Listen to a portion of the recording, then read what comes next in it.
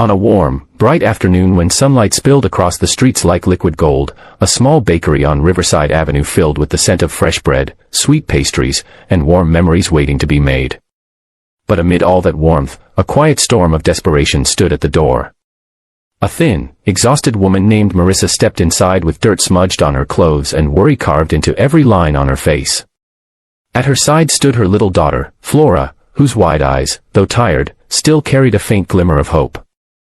The mother's shoulders trembled as she gathered the courage to speak, because she had not eaten since yesterday, and Flora's last meal had been a shared apple pitifully divided between them. She didn't come to buy anything, she had only come to beg for something others threw away without a second thought.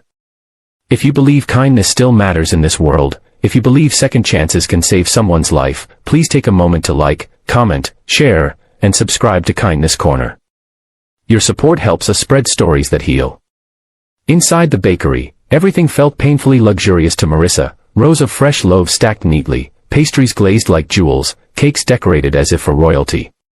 She lowered her gaze to avoid the stares she feared would burn holes into her dignity. Flora clung to her sleeve, her small fingers trembling.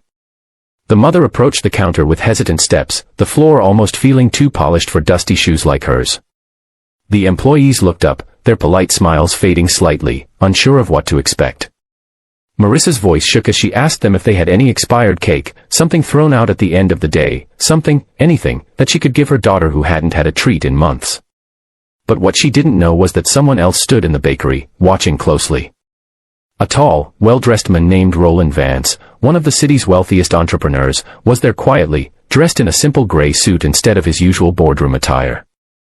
He had stepped into the bakery to escape the noise of the world outside and to enjoy one of the peaceful routines he rarely admitted he needed. He had come for a slice of blueberry pie, but life had served him something far more important. As Marissa spoke those heartbreaking words, Roland felt something shift inside him. People often believed wealth turned hearts cold, but in his case, loss had already done that years ago. He had buried his wife and daughter after a tragic accident and locked his heart behind walls money couldn't fix. Yet here, in the soft daylight of a quiet bakery, a weary mother's trembling voice cracked open a corner of that broken heart.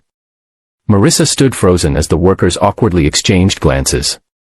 They wanted to help, but their boss had strict rules against giving away food before closing.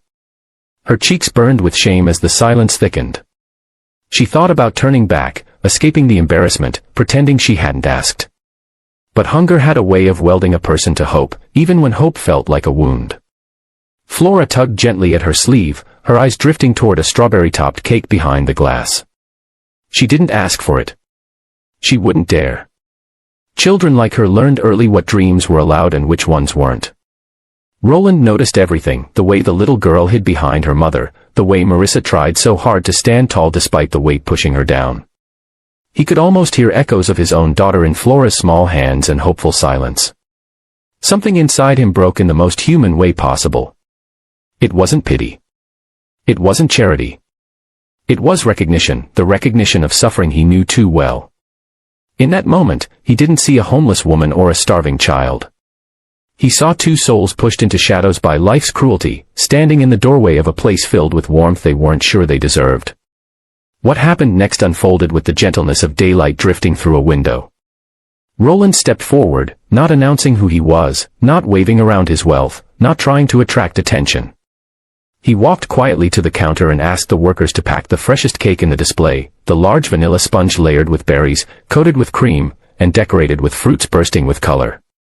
Then he asked for 2 warm meals, pastries, sandwiches, and anything he believed could restore life back into a hungry pair of eyes. Marissa watched in confusion, unsure why a stranger was making such a large order. When he turned to her, she braced herself for a lecture or judgment, her heart tightening like a fist. Instead, Roland simply placed the bag gently on the counter, nodding for the cashier to hand everything to her. His voice stayed calm and steady, thanking the staff and wishing them a good afternoon, as if his act of kindness was the most ordinary thing in the world. He didn't wait for applause. He didn't wait for gratitude. He simply took one step back and allowed Marissa to receive the kindness without pressure.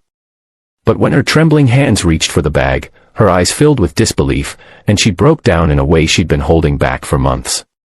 Flora's face lit up, not with greed, but with relief, an expression Roland had missed for years. The workers softened instantly, suddenly ashamed of the hesitation they had shown earlier. Kindness had entered the bakery disguised as a man in a simple suit, and everyone felt it. Roland walked toward the door, intending to leave quietly, but Marissa called out to him. Not loudly. Not dramatically. Just a soft, cracked whisper of thanks, one that carried more sincerity than any speech he'd ever heard in the business world. Roland turned, and for the first time in years, he smiled with the kind of warmth that touched memories instead of breaking them. He told her to take care, no names, no instructions, no conditions. Just humanity. As Roland stepped into the daylight outside, the sun seemed kinder, the wind gentler. He realized that the world still had room for healing, that helping someone else had stirred something alive inside him he thought was long gone. Marissa and Flora sat on a small bench outside the bakery, sharing cake with the joy of people who hadn't felt seen in too long. Their smiles, though quiet and tired, looked like the sunrise of a better day. And Roland understood that sometimes it wasn't grand gestures or millions of dollars that changed a life, it was one moment of compassion delivered at exactly the right time. If this story touched your heart, please make sure to like, comment, and share this video, and subscribe to Kindness Corner so we can continue spreading these powerful true-to-life stories. Before we end, tell us in the comments, do you believe small acts of kindness can change someone's entire life?